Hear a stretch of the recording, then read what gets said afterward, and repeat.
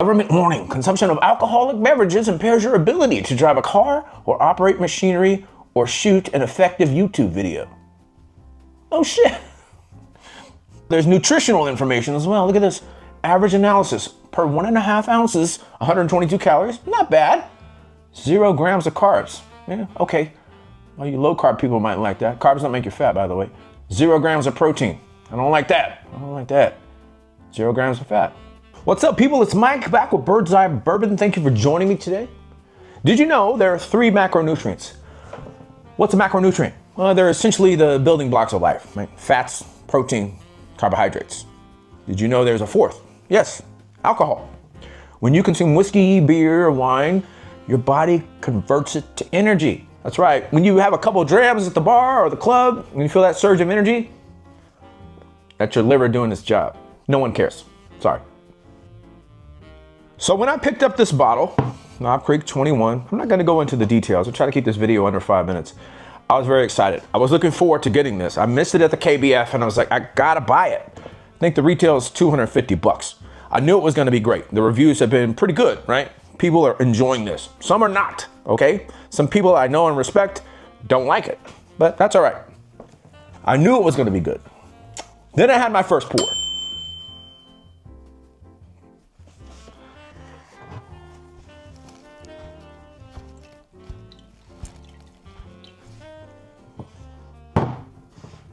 It was not auspicious. But as I have said 11 times on this channel, neck pours and first sips, they always lie. So I figured this was a bottle you don't want to make a judgment about based on the first pour. The fresh crack was hot oak. Hot. And I don't mean ethanol hot. It tasted like fresh sawdust off a panel saw or something. You know, you go to Home Depot and you got to cut some OSB or particle board and that sawdust that goes flying off. That's what it tasted like. Yeah, I didn't like it. So I decided to leave the cork off this past Sunday for about 4 or 5 hours. I'm hoping it helped. Y'all like my owl? I named him Bert. Y'all say hi. The nose on that is so inviting. It's sweet, it's datey, it's figgy oak. Very nice. Better than the Knob Creek 15 I tried. And better than the Knob Creek 18. I think this is a 2024 bottling. I can't remember. I cracked the original bottle, so I'll put it in this little Jack Daniel's 375. Maybe you're aware. On the nose, at least, that's a D1 athlete running up the bleachers, and that's me going up a flight of stairs. Not quite the same. So I'm not getting a lot of that trademark bean peanut funk. Could be masked by the oak profile. There's dark cherry.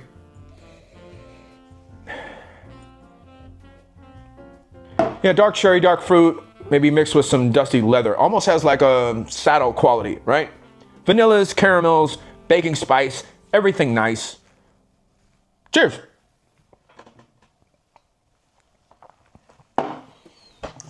I do not know what has happened to this whiskey.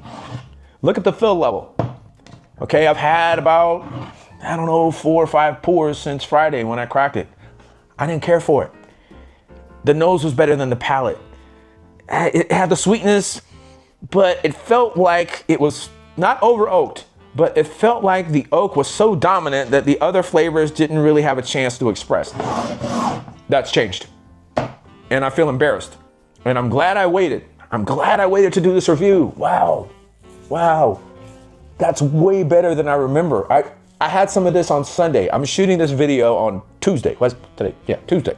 It'll drop tomorrow. I'm gonna edit it tonight. Unreal. Unreal the change that has happened in 5 days. Shit, 2 days. I can't believe it. All right, I've said this a couple of times on this channel. Your palate changes from day to day, okay? Depending on your hydration level, what you had to eat for breakfast or the night before, how much sleep you've been getting, whether or not your wife has yelled at you in the last 24 hours. This is really weird, man. Really weird. Yeah, I told my buddy Johnny, I said, the flavors on this do not pop. This is dull. It's a boring pour. God, I was wrong. Whoa, that first sip.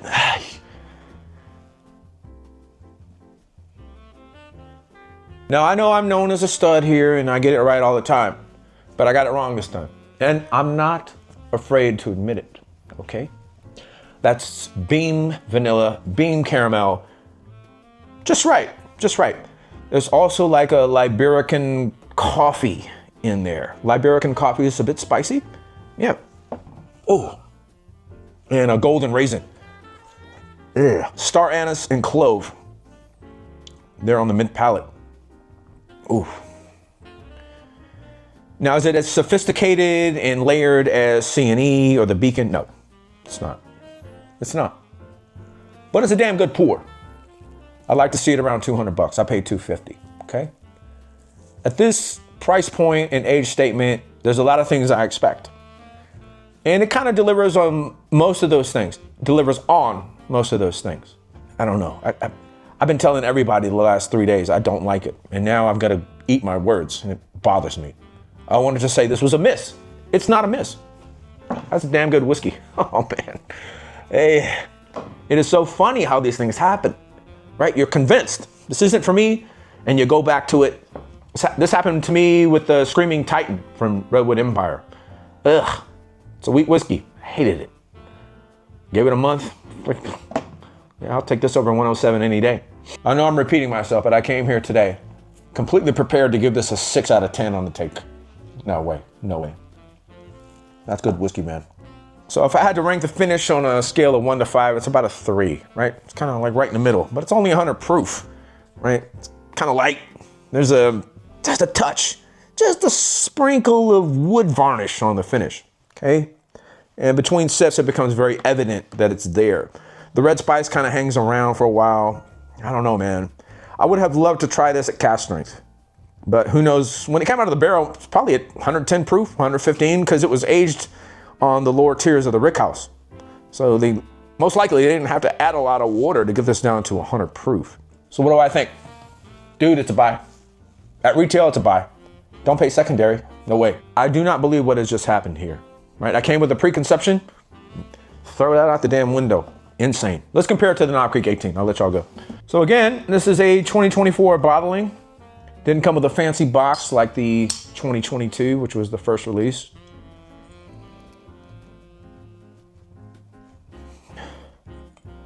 So the noses are similar. This has a bit more oak bite to it. This definitely feels like the older whiskey on the nose. Cheers. So if you're looking at 18-year whiskeys, I prefer that over the Elijah Craig. I do, and I'm an Elijah Craig fanboy. This has way more tobacco than that, and it's a bit sweeter too. And when I say sweet, I don't mean dark fruit sweetness. I mean like sugary sweetness. But it lacks that spice component that I'm looking for there, as well as the finish. That's better than that. No shit. Well, yeah, of course. More complexity and richness here in this bottle. If you're looking at these two and you're trying to decide, it's not even close. That's a good pour. I don't drink it a lot. As you can see, that's been sitting in this little 375 for, I don't know, 8 months. But it's a fine pour. It's a fine pour, and I'm glad I have it.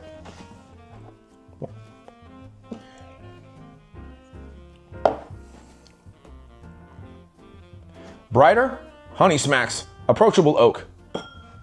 Worth the premium over that. Solid 8, maybe even 8.1. I like it. I like it. And I'm glad I did this review on this day, in this moment, because I really regretted the purchase. Now I don't. So don't give up on your bottles. Don't give up on your whiskey. Make your choice. Give it some time. Might surprise you. I'll see y'all next time. Cheers.